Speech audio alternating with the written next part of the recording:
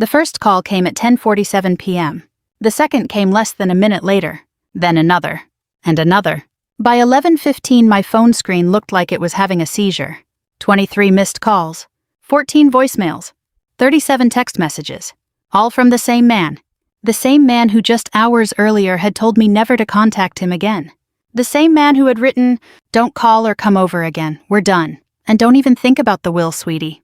I remember sitting on my back porch in North Carolina, still wearing my Army uniform pants and a faded gray t-shirt, staring at the endless notifications lighting up my screen. The night air smelled like wet grass. Somewhere in the distance a dog barked. And for the first time in years I laughed. Not because anything was funny. Because I finally understood something. My father thought he had just won. What he didn't know was that he had just made the biggest mistake of his life. And before midnight he was going to realize it. My name is Emily Carter. I'm 38 years old. I'm a lieutenant colonel in the United States Army. For almost 20 years I believed that if I worked hard enough, sacrificed enough, and loved my family enough, eventually my father would see me. Not my rank. Not my accomplishments. Not the money I quietly spent helping them. Me. I was wrong. The strange thing about favoritism is that the favored child often doesn't notice it. But the other child notices every single time. Every birthday. Every holiday. Every family gathering. Every conversation. I noticed all of them. My older brother Ryan was 3 years older than me. Growing up, he could do no wrong. If Ryan got a C, Dad said school was unfair. If I got an A, Dad asked why it wasn't an A+. If Ryan crashed a car, it was bad luck. If I forgot to call for 2 days during military training, I was selfish. The rules were always different. The older I got, the more obvious it became. My father never hated me. That would have almost been easier. He simply valued Ryan more. And somehow that hurt worse. When I enlisted at 18, Dad acted as though I had personally betrayed him. "You're throwing your life away," he told me. "You could work with family." I still remember standing in our driveway with a duffel bag over my shoulder. "I need to do this." "No," he said. "You want to do this." Those words stayed with me for years. Because he was right. I did want it. I wanted purpose. I wanted challenge. I wanted a life bigger than our small town. The Army gave me all of that. It also taught me something my father never did. Respect has to be earned. Over the years, I deployed overseas multiple times, missed holidays, missed birthdays, missed weddings. I spent anniversaries sleeping in tents and Christmas mornings in combat zones. But every time I came home, I tried to reconnect with my family, especially my parents. I called every week, sent gifts, visited whenever I could. And when money became a problem, I helped. Quietly, without asking for recognition. When Mom needed surgery, I paid the portion insurance didn't cover. When the roof leaked, I wrote a check. When Dad's truck died, I replaced it. Every single time they accepted the help, but gratitude never lasted long, especially with Dad. Because somehow Ryan always needed more. Ryan was 50 kinds of charming and 1 kind of irresponsible. Businesses failed. Jobs disappeared. Relationships exploded. Credit cards maxed out. Yet every disaster somehow became somebody else's fault. And every time he fell, Dad rushed to catch him. The rest of us were expected to applaud. 3 weeks before everything fell apart, Dad called a family meeting. That alone was unusual. Dad hated family meetings. According to him, families should simply listen, not discuss, not debate. Listen. I drove 3 hours to attend. When I arrived, Ryan was already there. Mom looked nervous. Dad looked determined, which meant trouble. Dinner barely lasted 15 minutes before he got to the point. "I've made some decisions about the future." Nobody spoke. Dad folded his hands. "The estate will go to Ryan." Just like that. No explanation. No discussion. Ryan smirked. Mom stared at her plate. I felt something cold settle in my chest. "Everything I asked." Dad nodded. "Everything." I sat quietly for a moment. Then asked the question nobody else would. "Why?" His jaw tightened. "Because he needs it." I almost laughed. Ryan was 41 years old, not 14. He needs it because he keeps making terrible decisions. Dad slammed his palm on the table. "There you go." "There I go, what?" "Judging your brother." I stared at him. "Dad, you've paid his debts for 20 years. He's family. So am I." The room went silent. Dad looked away first. That hurt more than anything he could have said, because it answered the question. So I stood, picked up my keys, and left. The next morning I woke up to the text. No phone call. No conversation. No attempt to fix things. Just words. Cold.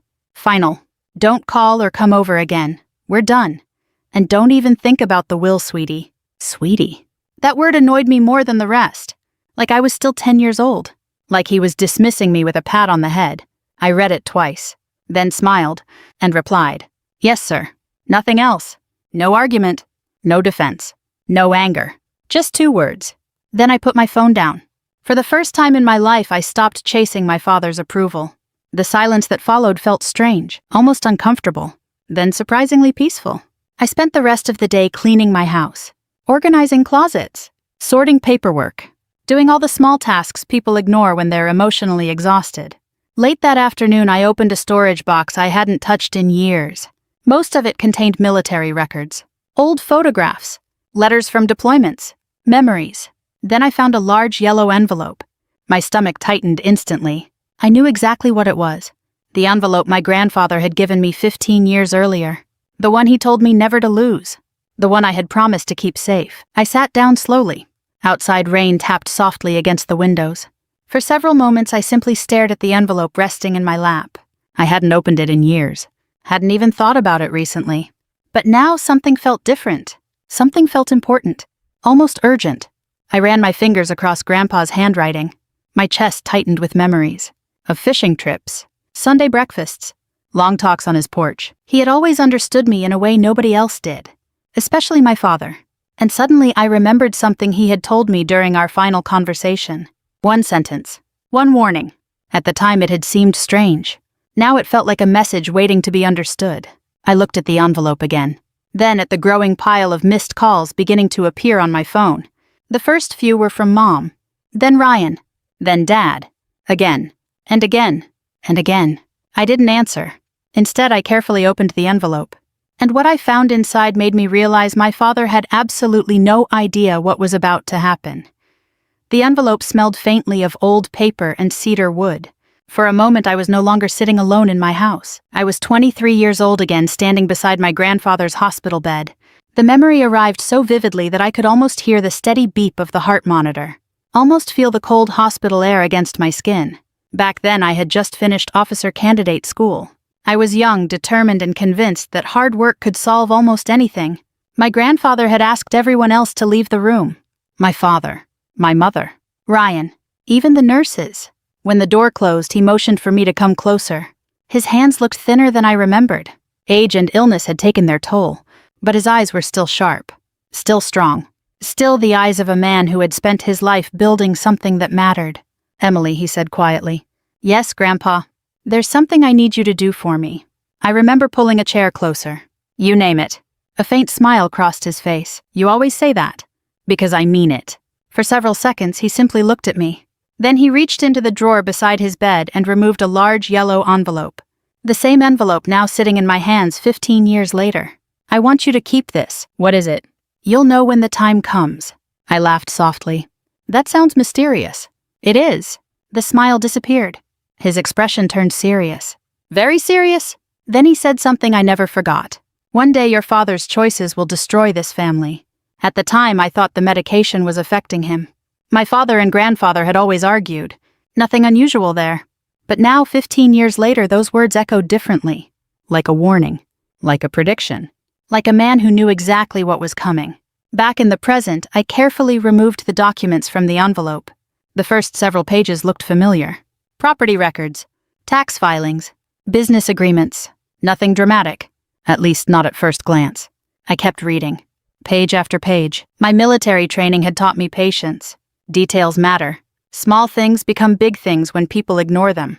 By the 20th page, I stopped breathing for a second. Then I read the paragraph again. And again. Because surely I had misunderstood. But I hadn't.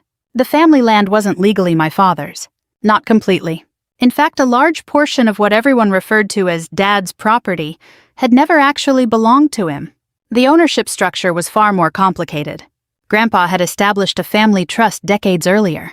Most of the assets had been transferred into that trust. Dad had been named trustee, manager, caretaker, not owner. That distinction changed everything. I leaned back in my chair. Outside rain continued falling against the windows. Inside, my heartbeat felt louder than the storm. I kept reading. The deeper I went, the more uncomfortable I became. because suddenly dozens of events from the past 20 years started making sense. Dad had always acted like the family assets belonged to him. Completely. Absolutely. But legally that wasn't true. His authority came with conditions, responsibilities, restrictions. And according to these documents, Grandpa had been extremely specific. One clause immediately caught my attention. I read it 3 times, then a 4th. The language was clear. If the trustee used family assets primarily to benefit one heir at the expense of others, if the trustee violated fiduciary responsibilities, if the trustee demonstrated favoritism that endangered the long-term interests of the family trust, then oversight authority could be transferred, not automatically, but through legal review. I stared at the name listed beneath that clause. My name, Emily Carter. For several moments I simply sat there, motionless. The room suddenly felt smaller. I wasn't shocked because I might inherit something. I genuinely didn't care about the money. What shocked me was that Grandpa had anticipated this exact situation 15 years ago, long before the latest fight, long before the text message, long before tonight. He had seen something everyone else ignored. Something I had spent years pretending wasn't real. My father's favoritism. I closed my eyes, and memories came flooding back. Ryan's failed construction company. Dad using family funds to bail him out. Ryan's second business. Another rescue. Ryan's divorce. Dad paying legal fees. Ryan's tax problems. Dad handling those too. Every crisis. Every mistake. Every bailout. At the time I dismissed it as parental loyalty. Now I wasn't so sure. I turned another page, then another. My stomach dropped. There were financial summaries, detailed ones. Grandpa had apparently ordered independent audits during the final years of his life. Several notes had been attached, handwritten, meticulous, concerned. One note stood out. Repeated transfers without proportional benefit to trust beneficiaries. Another, excessive support provided to Ryan Carter. And another, potential future risk if pattern continues. I rubbed my forehead. This wasn't just favoritism. This was documentation. Evidence. Years of it. Suddenly my phone buzzed again. Dad. Calling. I let it ring. Then another call. Ryan. Ignored. Then Mom. Ignored. For the first time in my life, I wasn't interested in defending myself. I wanted answers. At nearly midnight, I found the final section. A sealed letter addressed specifically to me. My hands shook slightly as I unfolded it. The handwriting was unmistakably Grandpa's. Emily, if you're reading this, then one of 2 things has happened. Either your father finally learned fairness, or he didn't. I smiled despite myself. That sounded exactly like him. I kept reading. You will be tempted to protect people who refuse to protect you. You always have been. That is one of your greatest strengths, and one of your greatest weaknesses. The words hit harder than I expected, because they were true, painfully true. I had spent years helping people who rarely appreciated it. Years earning love that should have been freely given. The letter continued. Do not confuse kindness with surrender. Do not confuse loyalty with obedience. And do not allow guilt to make decisions that wisdom should make. By the time I reached the final paragraph, my eyes were burning. Not from sadness, from understanding. The last sentence stopped me cold. When the time comes, call Richard. He'll know what to do. Richard. I knew exactly who that was. Richard Holloway. Grandpa's attorney. The man who had handled nearly every legal matter in our family for over 40 years. The man Dad rarely spoke about anymore. The man I hadn't seen since Grandpa's funeral. I glanced at the clock. 12:07 a.m. Far too late for a call. At least for most people. But Richard had always been different. I searched through old contacts. To my surprise, his number was still there. My thumb hovered over the screen. For a moment I hesitated. Making that call felt like crossing a line. Like stepping into a future I couldn't yet see. Then my phone vibrated again. Dad. Calling for the 8th time. A text arrived seconds later. Emily. Please call me. Another appeared. We need to talk. Then another. It's important. I stared at those messages. The same man who had disowned me less than 24 hours earlier suddenly wanted a conversation. Interesting. Very interesting. I set the phone down. Then dialed Richard Holloway. The call connected on the second ring. A tired voice answered. Hello, Mr. Holloway. A pause. Then recognition. Emily. Yes, sir. Another pause followed. Longer this time. Almost as if he had been expecting this moment. Finally, he exhaled slowly. and said words that sent a chill through my entire body. I've been waiting years for this phone call. For a few seconds after Richard spoke, neither of us said anything. Rain continued tapping against my windows. The digital clock beside the couch glowed 12:09 a.m. And somewhere deep inside me, a feeling I hadn't experienced in years began to stir. Not anger. Not revenge. Certainty. The kind that arrives when scattered pieces finally start fitting together. Richard cleared his throat. Do you have the envelope? Yes. All of it. I think so. No, he said quietly. You don't think so. You need to know so. I looked down at the document spread across my coffee table. Then yes. Good.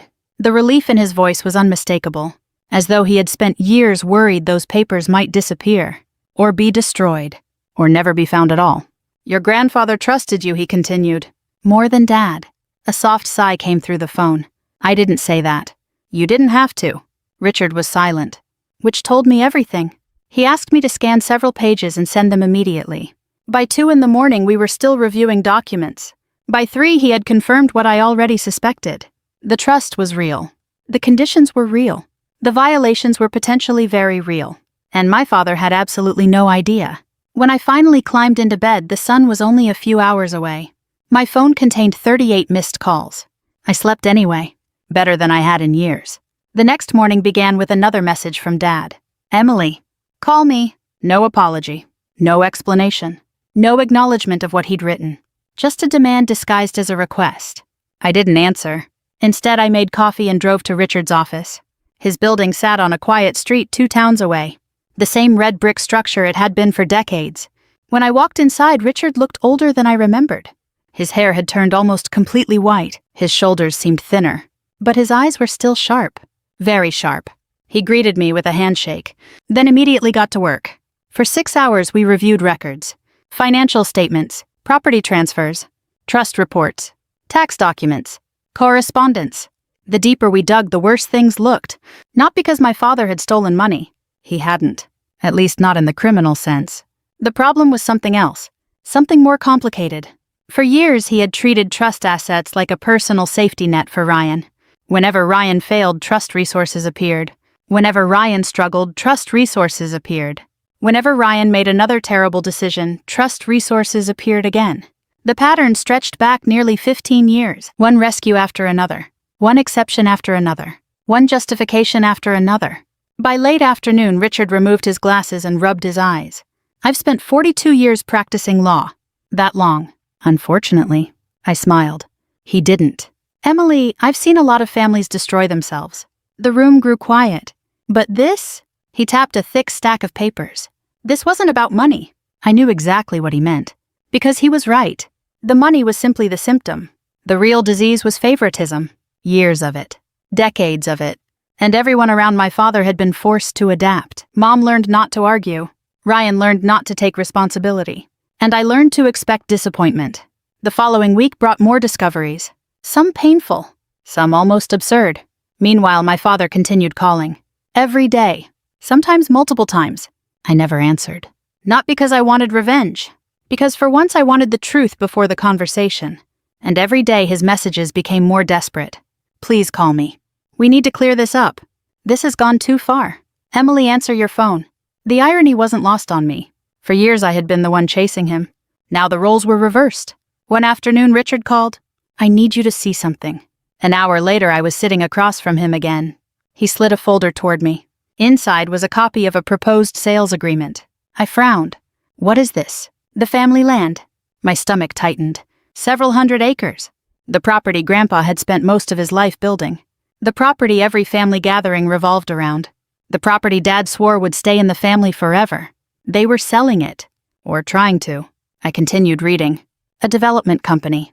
Luxury housing project. Multi-million-dollar transaction. Projected closing date. 3 weeks away. I looked up. Does Ryan know? Richard laughed. Not because it was funny. Because the answer was obvious. Ryan helped arrange it. Of course he did. I leaned back. The disappointment hit harder than anger. Because despite everything, I had still hoped there were limits. Apparently there weren't. The next few days felt surreal. Word spread quickly through town. People began congratulating Dad. Congratulating Ryan. Talking about the deal. Talking about the future. Talking about the money. Then came the barbecue. The celebration.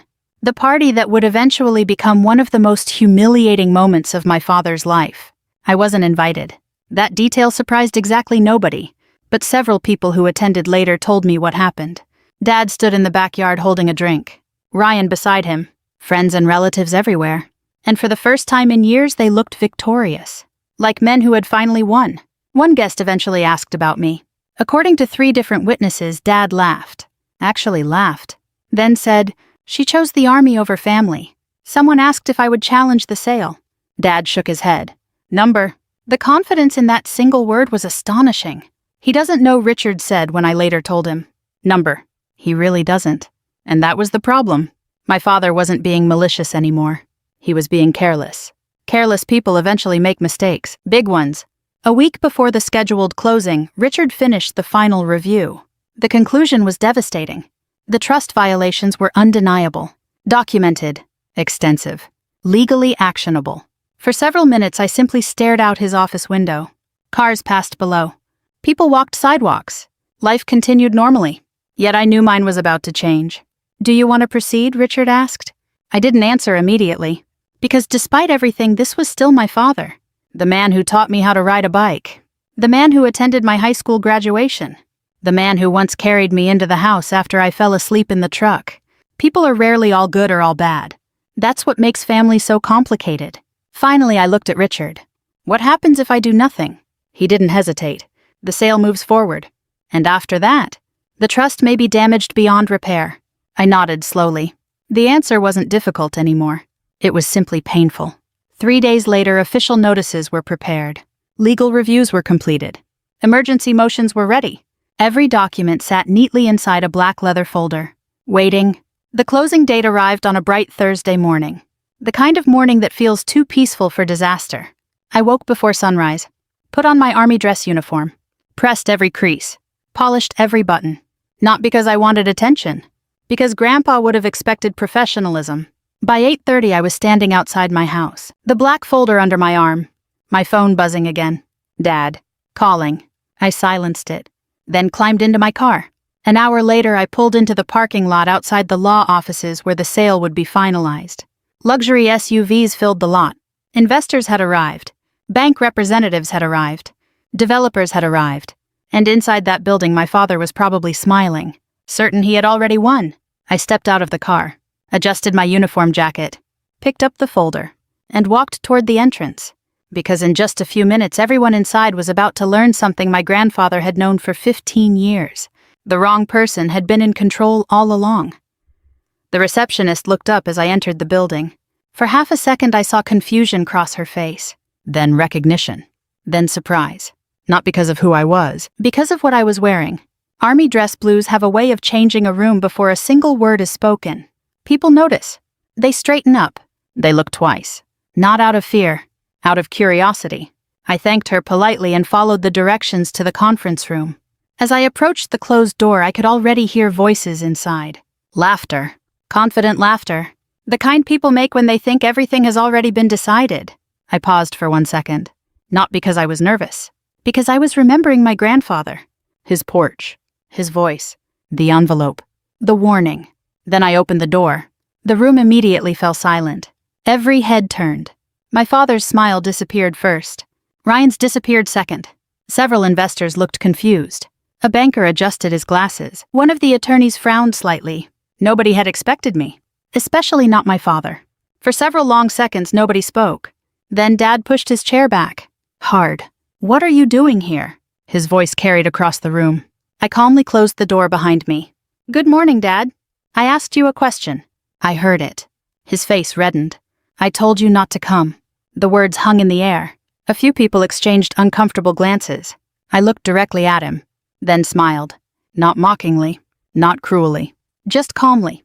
"I'm not here as your daughter." The silence that followed felt almost physical.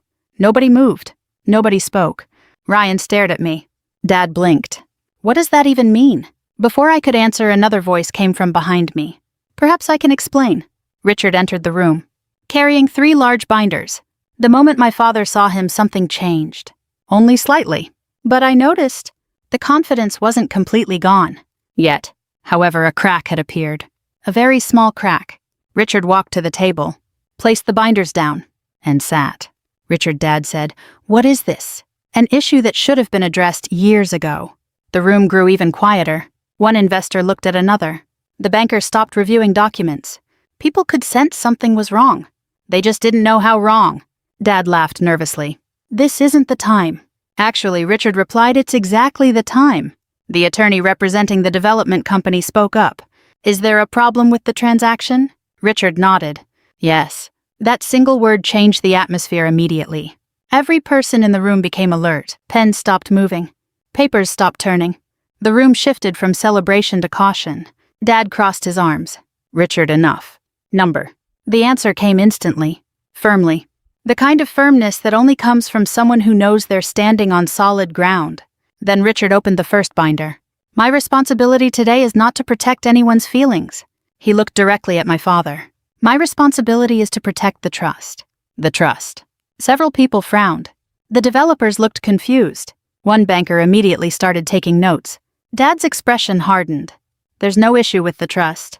Richard opened a document. "There is." Then another. "And there has been for years." Ryan finally jumped in. "This is ridiculous." Richard didn't even look at him. Instead, he continued turning pages, one document after another, one financial record after another, one transfer after another. The evidence piled up slowly, methodically, relentlessly. No dramatic speeches, no shouting. Just facts, which are often far more dangerous. Within 15 minutes, the atmosphere in the room had completely transformed. The investors no longer looked excited. They looked concerned. The banker no longer looked relaxed. He looked worried. And my father looked increasingly uncomfortable. Then Richard revealed the trust agreement. The original version, signed decades earlier. The room became completely silent. He explained how ownership had been structured, how authority had been delegated, how fiduciary responsibilities worked, how trust assets were supposed to be protected. The developer's attorney interrupted. "Are you saying Mr. Carter does not own these properties outright?" Richard nodded. "Correct?" The man froze. "So who does?" Richard slowly turned toward me. Every eye in the room followed. The silence felt endless. Then Richard spoke. "The trust beneficiaries." Another pause. "And under specific conditions, oversight authority transfers to Lieutenant Colonel Emily Carter." Nobody moved. Nobody even breathed. Dad looked stunned. Ryan looked confused. The investors looked alarmed. The banker looked like he suddenly wished he were somewhere else. What Ryan finally said. Richard calmly handed over copies. Nobody argued anymore, because now there was documentation, signatures, legal records, evidence. The conversation changed immediately. Questions started flying. Dates, transactions, conditions, reviews, responsibilities. The developers looked increasingly uneasy. One banker stepped outside to make a phone call. Another attorney began reading faster. Very fast. The celebration was over. Dad stared at me. "How long?" His voice sounded different now. Smaller. "How long have you known?" I held his gaze. "Long enough." His jaw tightened. "Long enough for what?" "Long enough to give you every chance to do the right thing." Those words hit him harder than anything else said that morning. I could see it. Because he knew they were true. For years I had given him chances. Hundreds of them. Probably thousands.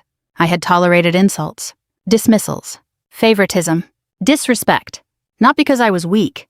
Because I kept hoping. Hoping one day he would choose fairness. One day he would choose family over pride. One day he would see me. Instead, he sent a text message and accidentally started the collapse of everything he thought he controlled. Ryan slammed both hands on the table. "This is your fault." The accusation echoed through the room. Several people looked embarrassed for him. I simply watched. "Mine. You planned this." "Number." "Yes, you did." "No, Ryan." For the first time all morning, my voice became slightly harder. "I didn't create this situation." I looked directly at him. "You did." His face reddened instantly. Because deep down he knew. Every bailout, every rescue, every excuse, every special treatment. All of it had led here. Nobody else. Him. The final blow came 30 minutes later. The bank formally suspended participation. The development company postponed closing indefinitely. The transaction could not legally proceed until the trust dispute was resolved. Millions of dollars froze instantly. The room felt colder, heavier. Final. The sale was dead. At least for now. Nobody celebrated. Not even me. Because despite everything, victory didn't feel the way people imagine. It wasn't exciting. It wasn't satisfying. It was sad. Watching your father lose isn't enjoyable, even when he's the one who caused it. Especially then. By noon, the meeting was effectively over. People began leaving.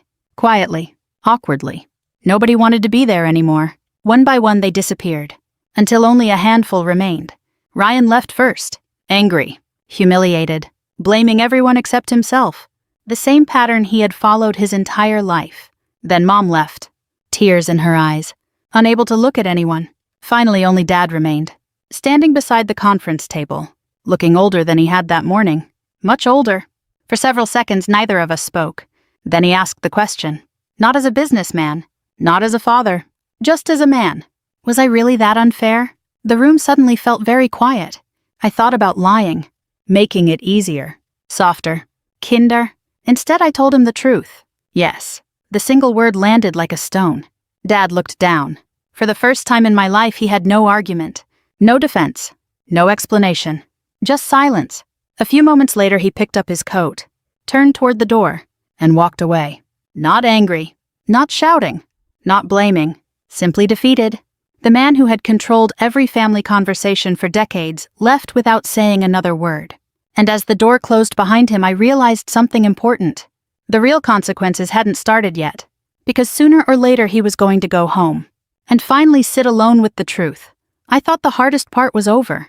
I was wrong. The meeting had ended. The sale had collapsed. The truth was finally out. But families don't unravel in conference rooms. They unravel afterward. In kitchens. In living rooms. In late-night phone calls. In quiet moments when people are left alone with consequences. That evening I drove home with the radio off. The black folder sat on the passenger seat beside me. Sunlight stretched across the highway. Traffic moved steadily. Everything looked normal. Yet nothing felt normal. Because for the first time in my life, I wasn't carrying the weight of proving myself to my father. The burden was gone. And strangely enough, that felt heavier before it felt lighter. I arrived home around 6, fed my dog, changed clothes, made coffee I didn't need, then sat on the back porch. The same place where this whole chapter had truly begun. The air was warm. The sky glowed orange and purple. Crickets chirped in the distance. Peaceful, until my phone buzzed. Dad? I stared at the screen. Didn't answer. A minute later it buzzed again. Dad. Again. Then again. Then Ryan. Then Mom. Then Dad.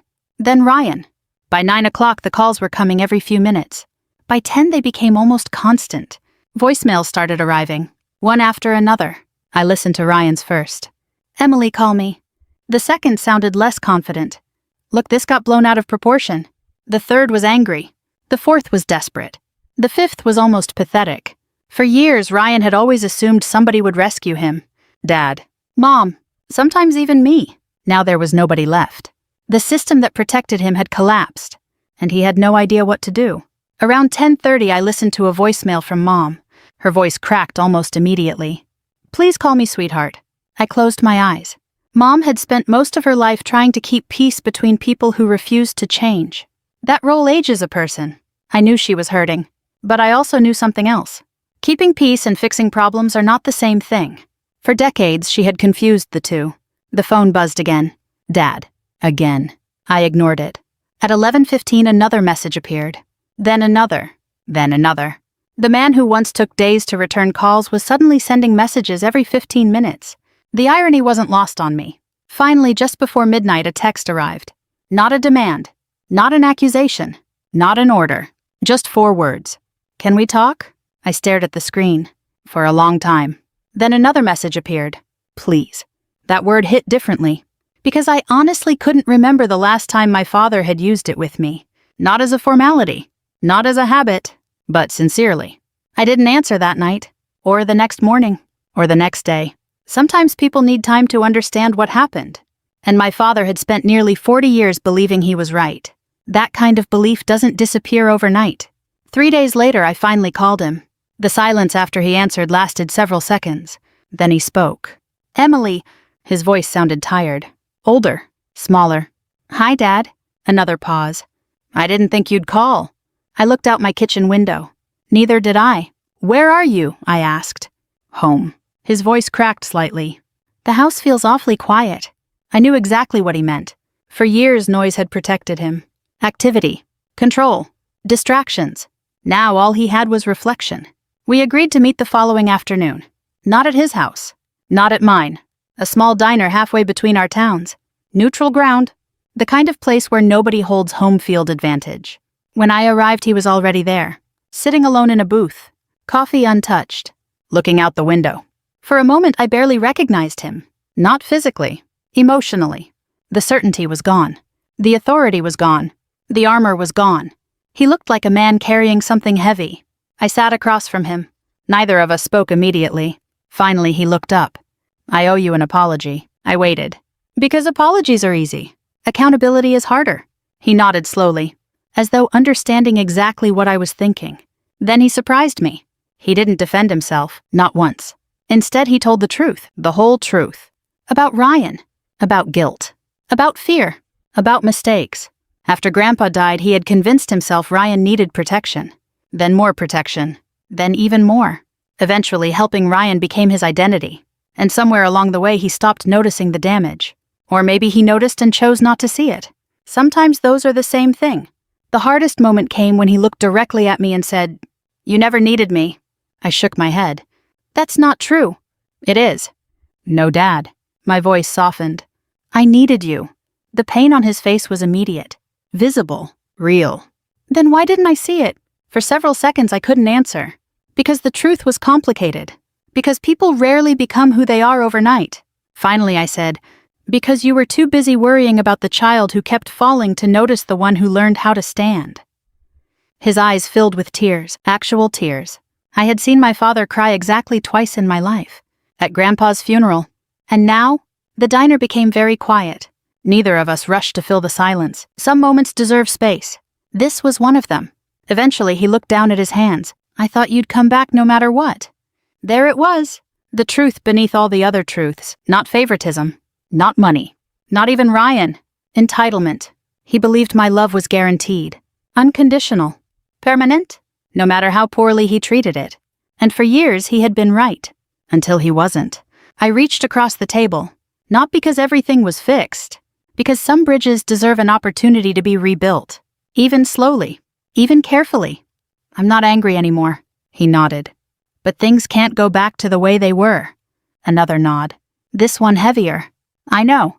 And for the first time I believed him. Over the next year our relationship changed. Not magically. Not perfectly. Slowly. The way real healing happens. Ryan eventually got a job. Kept it. For once. Mom stopped trying to manage everyone else's emotions. Dad started listening more than talking. And I finally stopped carrying responsibilities that never belonged to me. The trust remained protected. The land remained in the family. And together with Richard I established something Grandpa would have loved. A scholarship fund for military families. Every year it helps young men and women pursue education and service. Every year Grandpa's name lives on. Exactly the way he deserved. About 13 months after the meeting, I received a text message on my birthday. Simple. No speeches. No drama. No conditions. Just one sentence. "I'm proud of you, kid." I stared at the screen for a long time. Then smiled. Not because the words fixed the past. They didn't. Nothing can. But because they arrived honestly. Finally, after all those years, I put the phone down, looked out toward the evening sky, and continued living the life I had built myself. Not because my father finally approved, but because I had learned something much more important. Your worth does not begin when someone recognizes it. Your worth was there all along. And sometimes the greatest victory isn't proving people wrong. It's finally stopping the need to prove anything at all. If this story touched you, I'd love to hear your thoughts. Have you ever had to walk away from someone you loved in order to protect your peace? Let me know in the comments and tell me where you're watching from. We share new stories every day. And if you enjoy heartfelt family dramas like this one, be sure to subscribe so you don't miss the next journey. Until next time, take care of yourselves and the people who truly value you. They thought I was alone. No lawyer, no support, no voice. I could feel it the moment I stepped into that courtroom, the subtle shift in the air, the way conversations softened just enough to make room for quiet judgment. A few heads turned, then lingered a second too long. Not curious, not concerned, just certain. certain they already knew who I was. Or more precisely what I wasn't. My father didn't even try to hide his smile. "Can't afford a lawyer," he said loud enough for the row behind him to hear. "That's really something."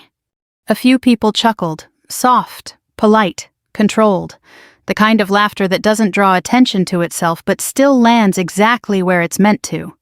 I didn't respond. Because I knew something they didn't.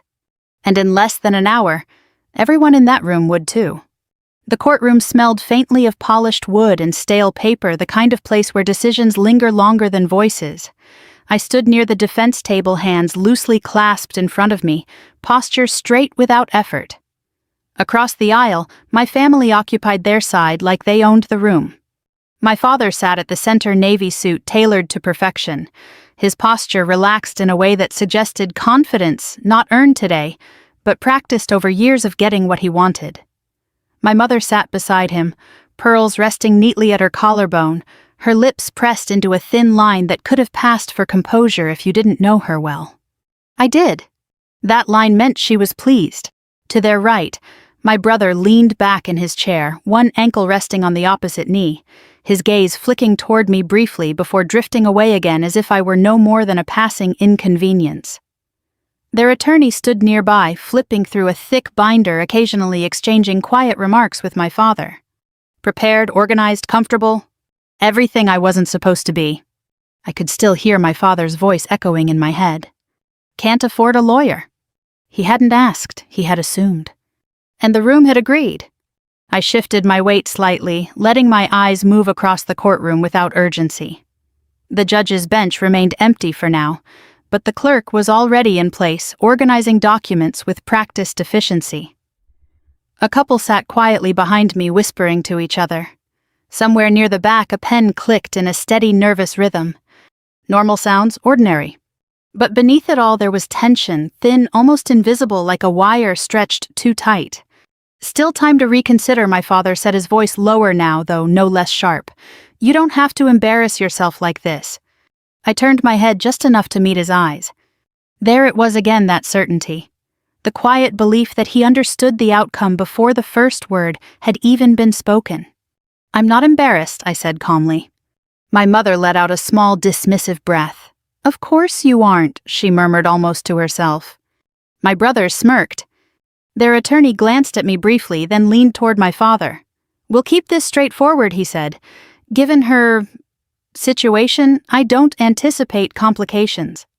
I caught the hesitation before the word situation, the subtle adjustment, the polite substitution. It almost made me smile. Almost. I looked down at the file in my hands. It wasn't thick, not like theirs. No color-coded tabs, no stacks of exhibits. Just a clean folder neatly organized, every page exactly where it needed to be. They thought that meant I was unprepared. They thought wrong. The bailiff stepped forward, his voice cutting cleanly through the room. "All rise." Chairs shifted. Conversations died instantly. The judge entered with measured steps, his expression unreadable eyes scanning the room with quiet authority.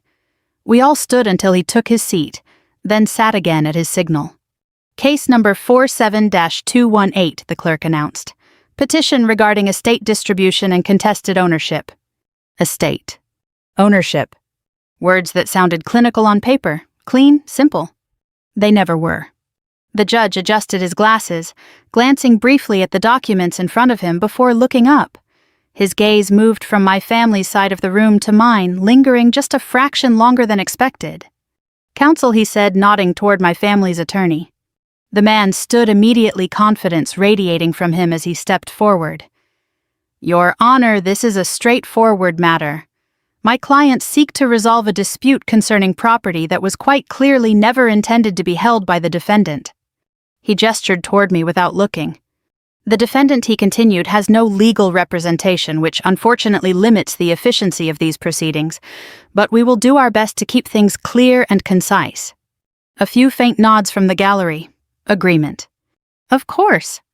"Very well," the judge said, his tone neutral. "We'll proceed." The attorney began outlining their case dates, signatures, transfers of ownership. His voice was smooth, practiced, each sentence landing exactly where it was meant to. On paper, it sounded convincing, structured, logical. If you didn't know what to listen for. I stood still, listening carefully, not interrupting, not reacting. My fingers rested lightly against the edge of my folder, feeling the texture of the paper beneath them. Every claim he made I followed.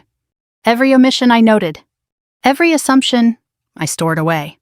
Because assumptions were where people made mistakes. And mistakes were where cases turned. At one point, the attorney paused, glancing briefly in my direction before continuing. Given the absence of any substantive counter-argument from the defendant, we believe the court will find in favor of my clients without difficulty. There it was again. Absence. Silence mistaken for weakness. The judge's gaze shifted toward me. You'll have an opportunity to respond, he said evenly. I nodded once. Yes, Your Honor. My father leaned back in his chair, exhaling slowly as if the outcome had already been decided. My mother adjusted her bracelet, her movements precise, controlled. My brother didn't even bother looking at me this time. They were already moving on. Already done. I let my eyes drift briefly to the judge, then back to the documents in my hands. The room felt smaller now, the air heavier, not suffocating, just focused. Like everything was narrowing toward a single point. Toward me. Good. I closed the folder gently, the soft sound of paper, meeting paper, barely audible, but it was enough. Because for the first time since I had walked into that room, my father's gaze shifted again. Not confident. Not dismissive. Just curious. It was subtle. But it was there. And that was all I needed. I lifted my head, meeting the judge's eyes as the attorney finished his opening. No further statements at this time, Your Honor. A brief pause. Then the judge turned to me. Whenever you're ready. I took a breath, not deep, not dramatic, just enough. Then I stepped forward. Thank you, Your Honor, I said. And for the first time that morning, the room went completely still. I didn't start with an argument. I didn't raise my voice, didn't rush to contradict anything their attorney had just said. Instead, I let a small silence settle first, not long enough to seem uncertain, just long enough to shift the rhythm of the room. It was a technique I'd learned years ago, though not here. Silence used correctly forces people to listen. My name is Emily Carter, I said, steady and clear, and I'll be representing myself today. No reaction from my family? They had already dismissed that fact.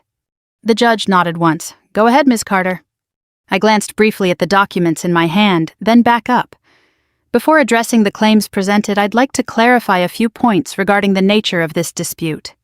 Their attorney adjusted his stance slightly, preparing to interrupt. I could see it in the way his shoulders shifted, the way his fingers tightened around his pen. He expected confusion, hesitation. He didn't get either. This is not simply a disagreement over property, I continued. It's a question of intent control and the timeline of ownership decisions made prior to my departure from my family's residence. My father let out a quiet, impatient breath. Departure. That was a generous way of putting it. I could feel the past pressing at the edges of my mind, not as a flood, but as fragments, controlled, contained. Because I didn't need to relive it. I just needed to use it. I was 19 the day I left. No dramatic fight, no shouting, just a conversation that ended in a kind of silence I hadn't understood at the time. The kind that doesn't ask you to stay. You're making a mistake, my father had said, not looking up from the newspaper in his hands. I'm making a choice, I had replied. He turned the page. That was the end of it. My mother didn't argue. She didn't plead. She simply watched me pack her expression unreadable, as if she were observing something inevitable rather than preventable. My brother had laughed. Military, he said, leaning against the doorway. That's where people go when they don't have options. I didn't answer him.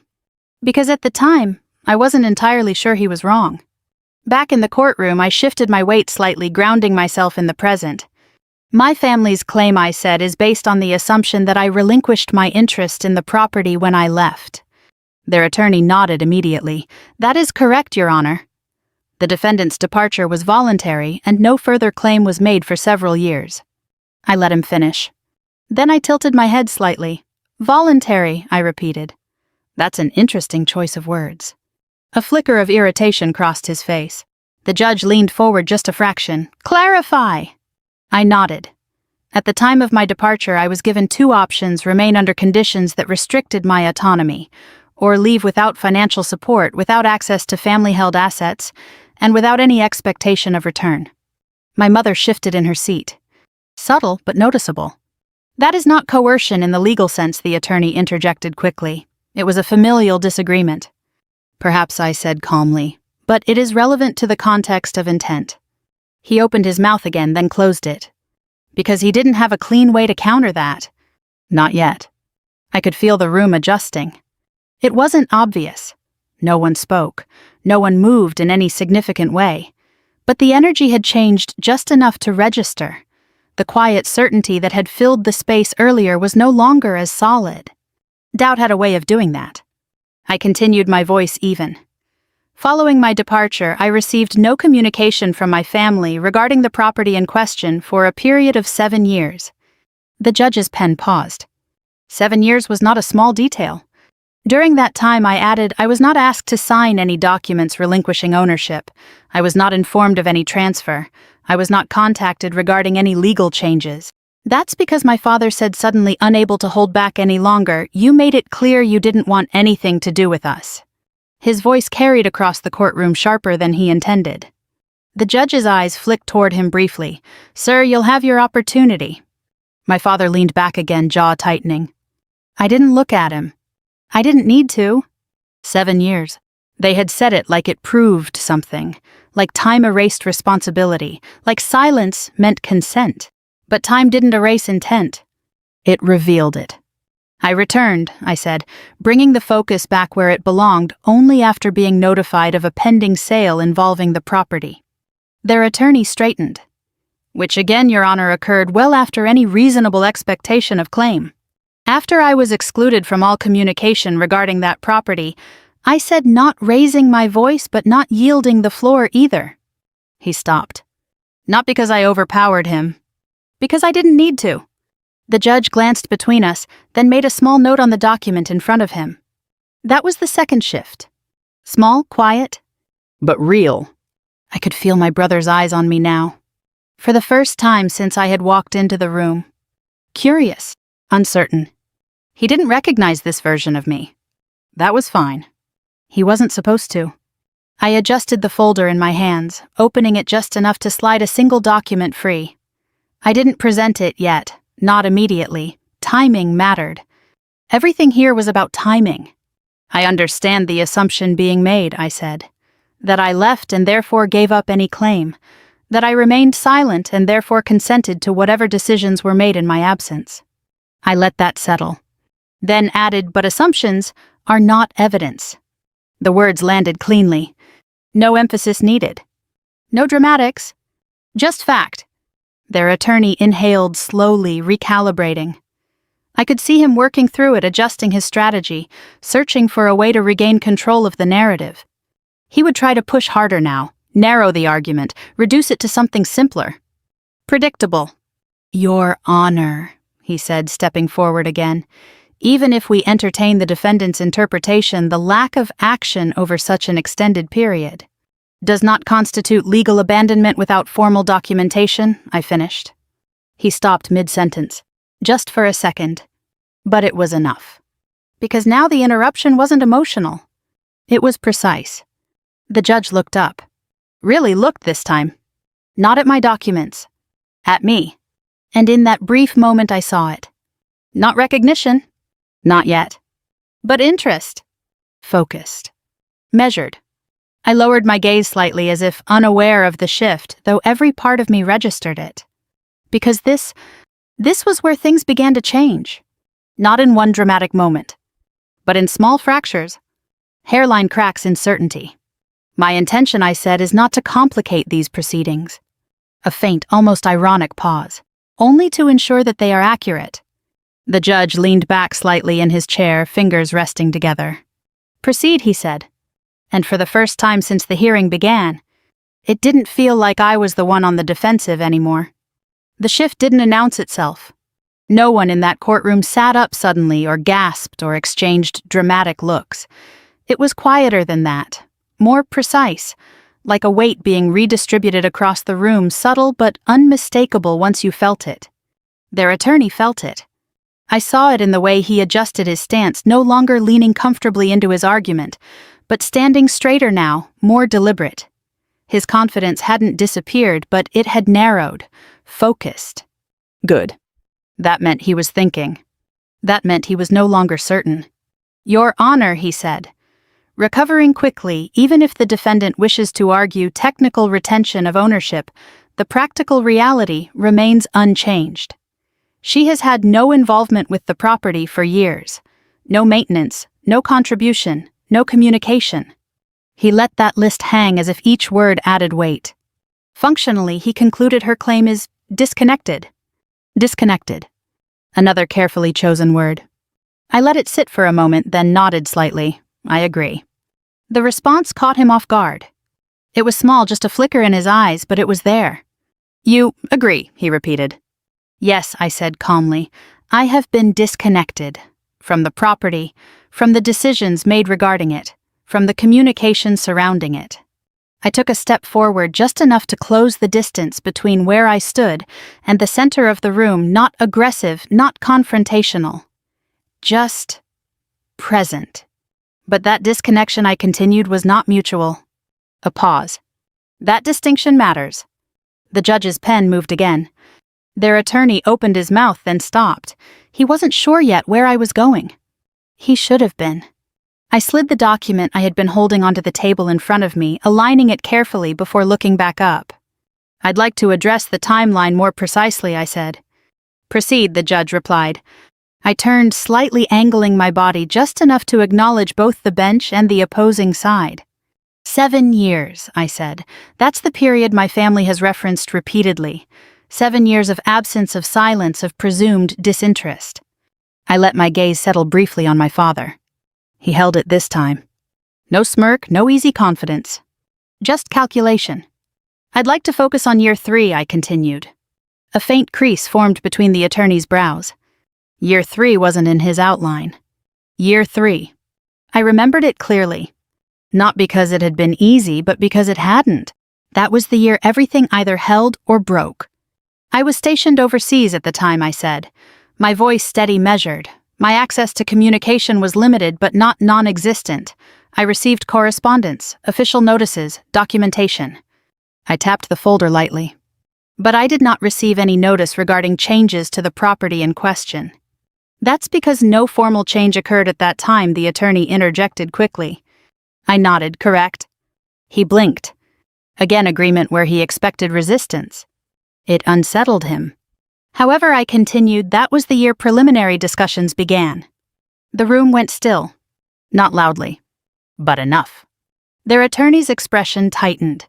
Objection, Your Honor. Speculation. I have documentation, I said, without raising my voice, without rushing the words. The objection died before it fully formed. The judge looked at me. You'll have an opportunity to present it. I inclined my head slightly, of course. I could feel it now. The room wasn't just listening. It was waiting. My point, I said, is not that decisions were finalized during that period. My point is that decisions were initiated, without my knowledge. I let that settle, then added, and that pattern continued. Their attorney stepped forward again, more forcefully this time. Your Honor. Even if preliminary conversations occurred, they do not constitute legal action.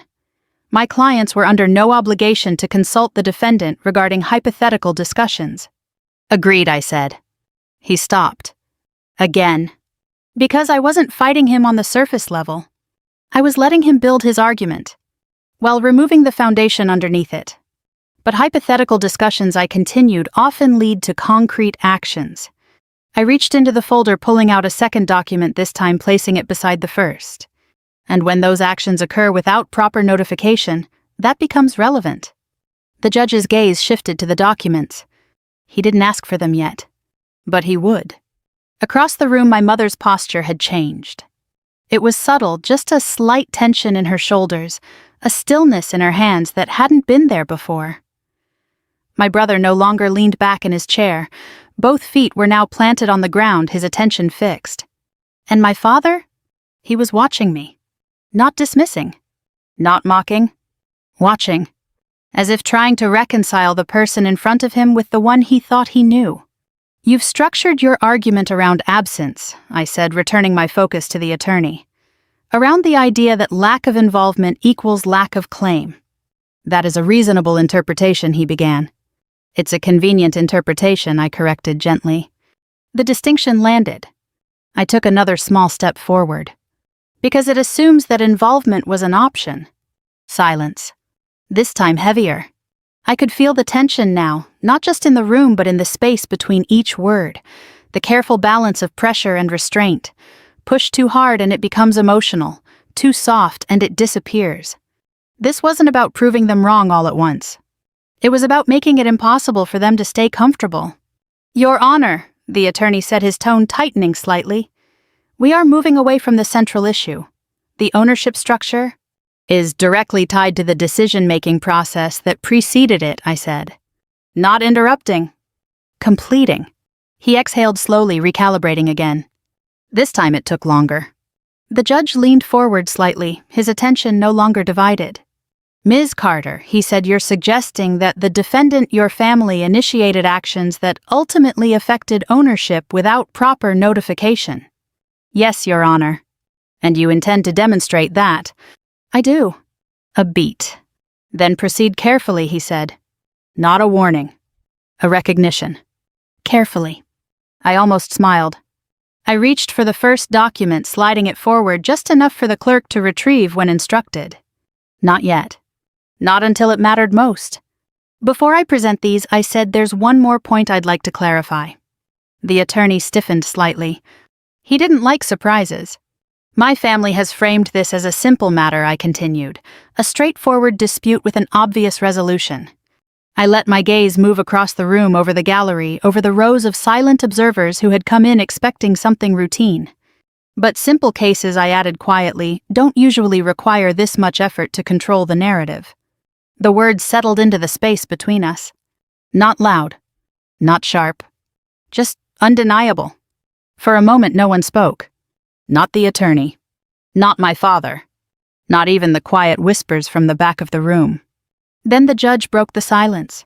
Ms. Carter, he said, his voice measured, you seem unusually familiar with procedural nuance for someone without legal representation. There it was. Not the full question. But close. Very close. I met his gaze. Held it. And for the first time since I had entered that courtroom, I didn't look like someone standing alone. I've had some training, I said. Nothing more. Nothing less. Across the room, their attorney's expression changed. Just slightly. But enough. Because now, he was starting to wonder. And once doubt enters a room like this, it doesn't leave quietly. The word training didn't linger long in the air, but the effect did. It was like a thin fracture running through glass. At first, almost invisible. Then slowly, it spread. Their attorney adjusted his cufflinks. Not because they needed adjusting, but because his hands needed something to do. My father shifted in his seat, his fingers tapping once against the armrest before going still again.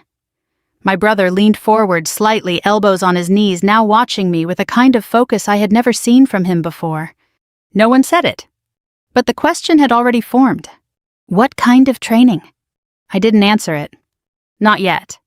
Your Honor, their attorney said, stepping forward again, voice regaining some of its earlier confidence. Though the edges were tighter now, regardless of the defendant's familiarity with legal terminology, the facts remain unchanged. My clients have maintained exclusive control over the property for years.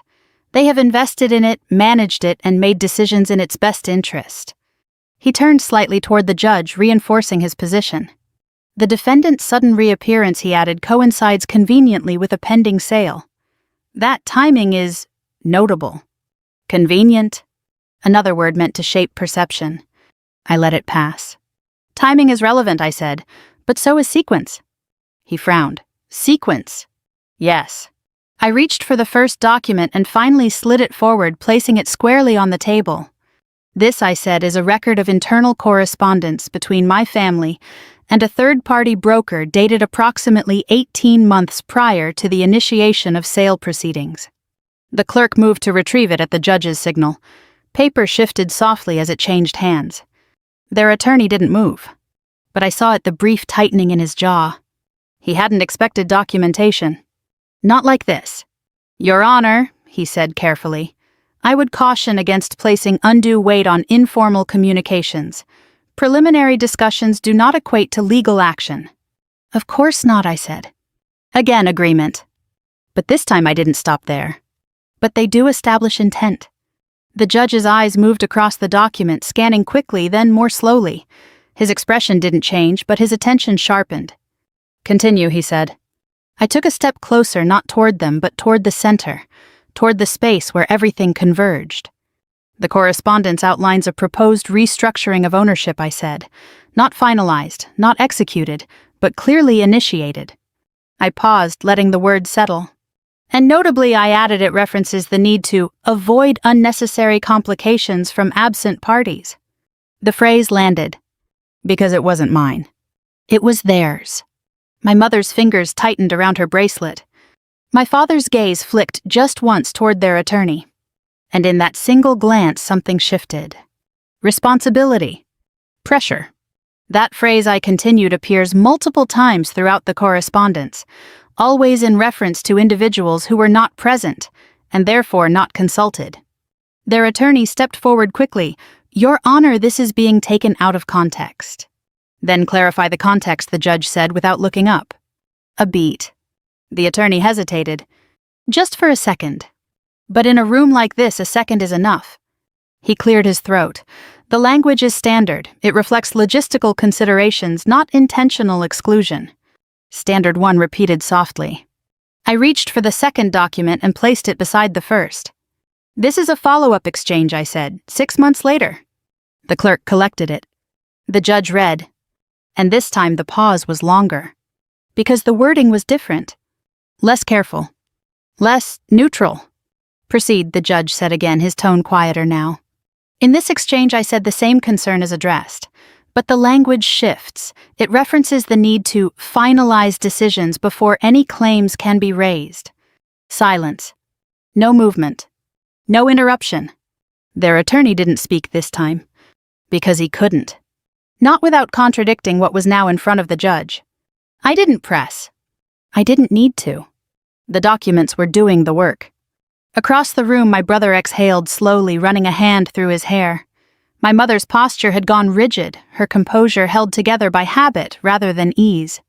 And my father, he wasn't looking at me anymore. He was looking at the table. Ms. Carter, the judge said, lifting his gaze, you're suggesting that these communications indicate a deliberate effort to proceed without notifying all parties with potential claims. Yes, Your Honor. And that you were one of those parties. Yes. Another pause. Measured. Deliberate. Their attorney stepped forward again, but this time there was no smooth confidence, no practiced rhythm. Your Honor, even if we accept this interpretation, it does not negate the fact that no formal claim was made during that period. The defendant, Ms. Carter, remained silent. He turned slightly toward me, seizing on what he thought was still solid ground. Silence, he said, has consequences. I met his gaze. It does, I agreed. Then I tilted my head slightly. But only when it's a choice. The words didn't need emphasis. They carried their own weight. The judge leaned back, fingers steepled now, his attention fully fixed. Explain that, he said. I took a breath, not to steady myself, but to choose the next words carefully. Silence implies awareness, I said. It assumes that a person knew something was happening and chose not to respond. I let that settle. Lack of notification, I continued, is different. It removes the opportunity to act entirely. A beat. And without that opportunity, there can be no meaningful silence. The room held still. Not tense. Not chaotic. Just focused. Their attorney didn't interrupt this time. He couldn't. Because the argument had shifted beyond simple ownership. It was no longer about whether I had spoken. It was about whether I had been given the chance to. And that was a much harder position to defend. The judge glanced down at the documents again, then back up at me. You've structured this argument very precisely, he said. Not a question. A statement. Yes, Your Honor. He studied me for a moment longer than before. Then his gaze moved slowly toward the opposing side. Toward their attorney. Counsel, he said, were you aware of these communications prior to today? The question landed like a stone dropped into still water. No splash. Just ripples. The attorney hesitated. Not because he didn't understand the question, but because he didn't like the answer. I was not provided with these specific documents, he said carefully. Another ripple. The judge's expression didn't change. But something behind his eyes did. A quiet recalibration. Then he asked the question that shifted everything just a little further off balance. Should you have been? Silence. Real silence this time. My father finally looked up.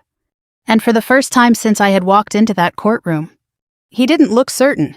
He looked unsure. And once certainty cracks, it doesn't go back the way it was. The silence after the judge's question didn't break all at once. It unraveled. Slowly. Deliberately. Like something that had been held too tight for too long and finally began to loosen. Should you have been, the judge, repeated, his voice calm but sharper, now focused. Their attorney opened his mouth, then closed it again. His gaze flicked toward my father, searching not for guidance but for alignment. For something he could stand on. My father didn't move. Didn't speak.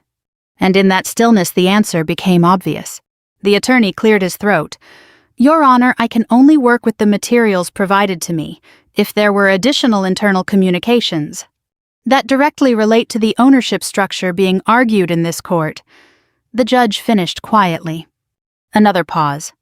Then yes, he added almost as an afterthought, you probably should have been. The words were not loud, but they carried weight. Not accusation. Not yet.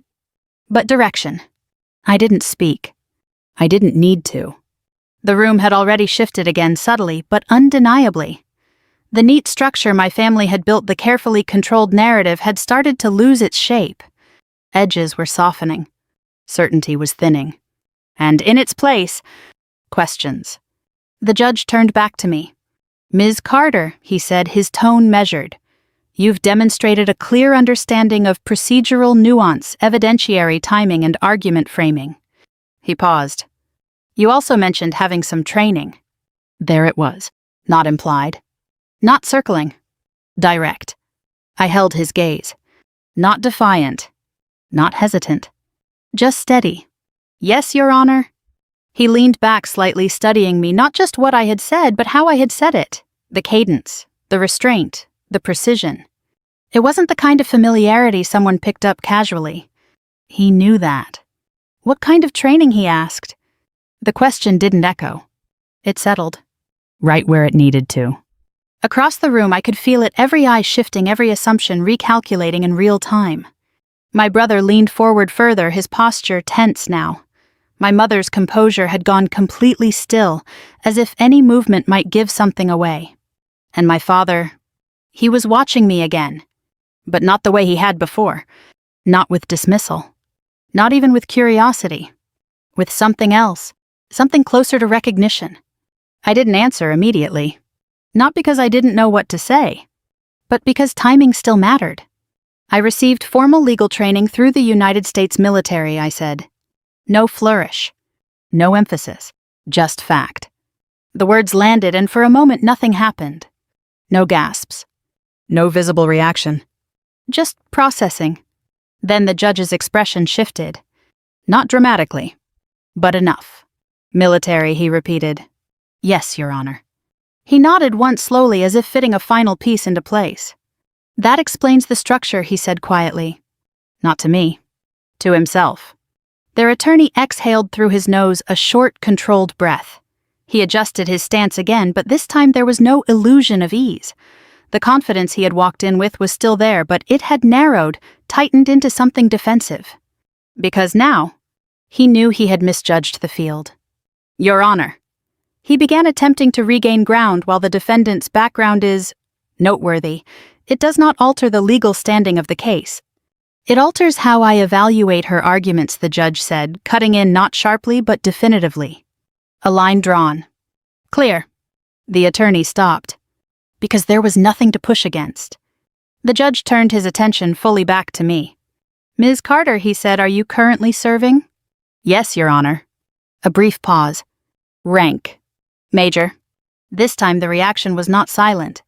It wasn't loud, but it moved. A shift in posture, a quiet intake of breath somewhere behind me, the subtle sound of someone adjusting in their seat. Because now, the room understood. Not completely, but enough. My brother's eyes widened slightly, the expression gone before it fully formed. My mother's hand tightened against her bracelet, the pearls pressing into her skin. And my father, he didn't look away. But something in his face changed. Something small. Something irreversible. The judge nodded again, slower this time. J.A.G. Corps, he asked. Yes, Your Honor. The confirmation settled into the room like gravity. Unavoidable. For a moment no one spoke. Not the attorney. Not my family. Not even the quiet observers in the back. Then the judge did something that shifted everything. He turned. Not to me, but to the opposing counsel. Counsel. He said, his tone calm, almost conversational. Did you know that the individual you've been characterizing as unrepresented is a commissioned officer in the United States military trained in legal practice? The attorney's mouth opened. Closed. Opened again. No, Your Honor, he said finally. The judge tilted his head slightly. And then he asked, not loudly, not dramatically, but with a precision that cut through the entire room. Did you really not know who she is? The words didn't echo. They didn't need to. Because the impact was immediate. The attorney froze. Not visibly, not in a way that would draw attention to itself, but in the smallest, most telling way, he stopped moving entirely. No shifting weight. No adjusting papers. Nothing. My father went pale. Not gradually. All at once.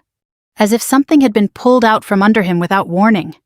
My mother's composure cracked, not in a dramatic gesture, but in the way her lips parted slightly, her breath catching just enough to betray the control she had been holding on to.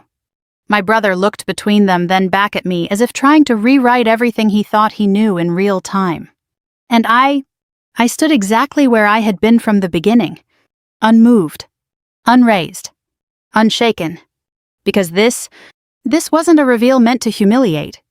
It wasn't revenge in the way they expected. Loud. Sharp. Public. This was something else. This was correction. The judge let the silence stretch just long enough for it to settle. Then he turned back to me. Proceed, Major Carter. Not Ms. Carter. Not the defendant. Major. And just like that. The room didn't look at me the same way anymore. Proceed, Major Carter. The title didn't echo, but it changed everything. It wasn't just recognition. It was calibration. The room adjusted around that single word major like a lens snapping into focus. What had once been interpreted as restraint now read as discipline.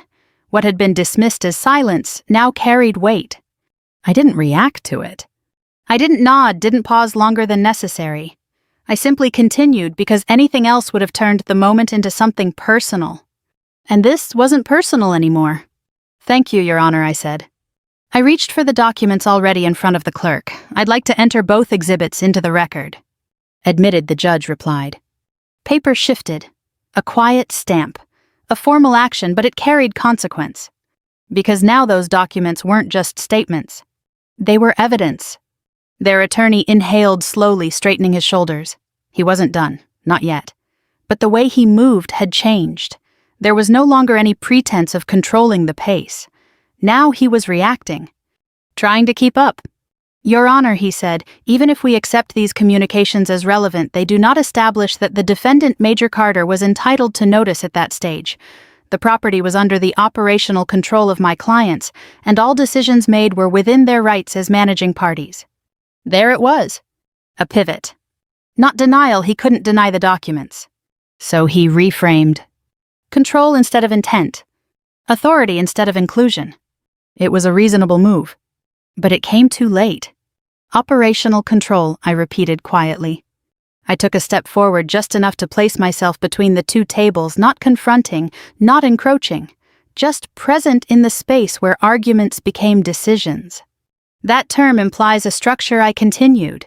Defined roles, defined authority, defined boundaries. The judge nodded slightly. Yes, it does. I met his gaze. Then I'd like to clarify those definitions. I opened my folder again, carefully, deliberately, and removed a third document. Thinner. Simpler, but far more precise. This, I said, placing it on the table, is the original ownership agreement, the version executed prior to my departure. The clerk retrieved it, the judge read. And this time, he didn't rush. Across the room I heard it, the subtle shift of fabric as my father sat up straighter. My mother's hand moved to her lap, fingers interlacing tightly now. My brother leaned back again, but not in comfort. In distance, as if trying to separate himself from what was unfolding. The agreement, I continued, outlines shared ownership among all named parties. No clause assigns exclusive decision-making authority without unanimous consent. The judge's eyes moved across the page again. Slower. More carefully. Their attorney stepped forward, but the rhythm was gone now. Your honor, agreements like this are often interpreted with practical flexibility. Flexibility, I said, does not negate requirement. He stopped. Again, because this time there was nowhere to pivot. The agreement is clear, I continued. Decisions affecting ownership structure require acknowledgement from all parties listed. I let the word settle. Then added, I am listed. Silence. Heavier now. Not uncertain. Not curious. Just undeniable. The judge closed the document, resting his hands on it for a moment before looking up. Counsel, he said, turning to the opposing attorney, were these terms considered in your argument? The attorney hesitated. Not long, but long enough. We interpreted the management clause as granting sufficient authority for interim decisions. Interim decisions, the judge repeated, his tone even, not structural ones. A pause. Would you agree? The attorney didn't answer immediately, because there was no clean answer left. Yes, Your Honor, he said finally. And just like that, the foundation gave way. My father leaned forward suddenly. This is being misrepresented. Sir, the judge said, not raising his voice, you will not interrupt proceedings. The words were calm, but final. My father sat back, slowly, but the composure was gone now. Not entirely, but enough. I didn't look at him. I kept my focus where it belonged. The sequence of events, I said, demonstrates a consistent pattern. Initiate discussions, proceed without notification, and finalize decisions before acknowledgement could be requested.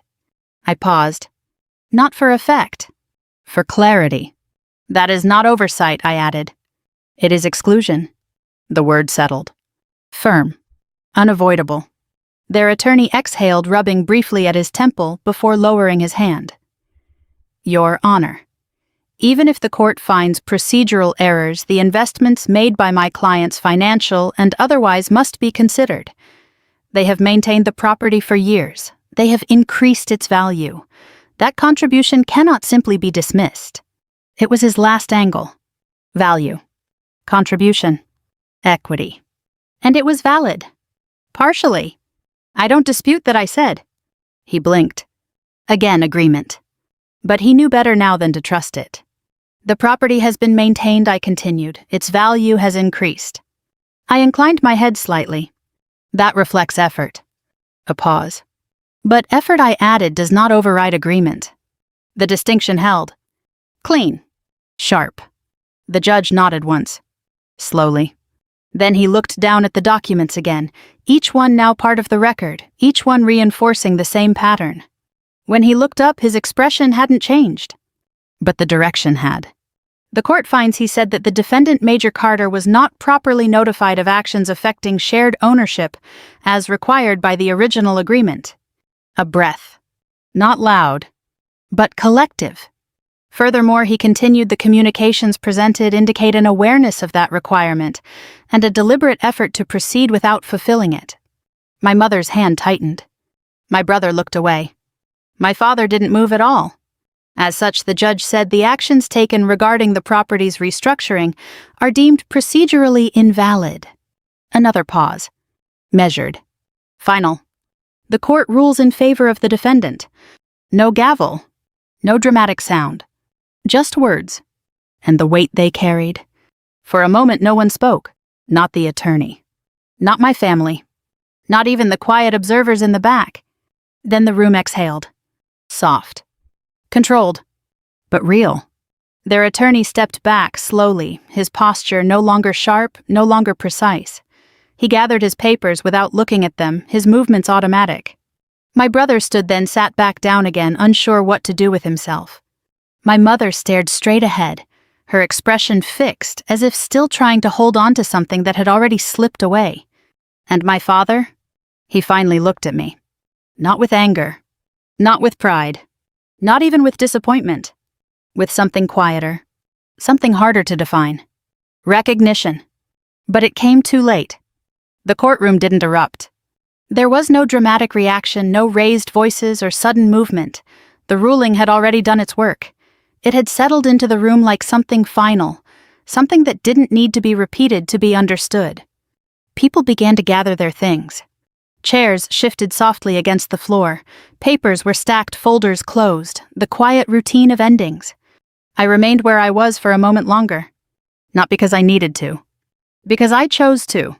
Major Carter. The judge's voice carried just enough to reach me without drawing attention from the rest of the room. I turned slightly. Yes, Your Honor. He held my gaze for a brief second, long enough to convey something that didn't need to be said out loud. Clear presentation, he said, measured. A simple acknowledgement. Professional. I inclined my head. Thank you, Your Honor. He nodded once, then turned to the clerk, already moving on to the next case.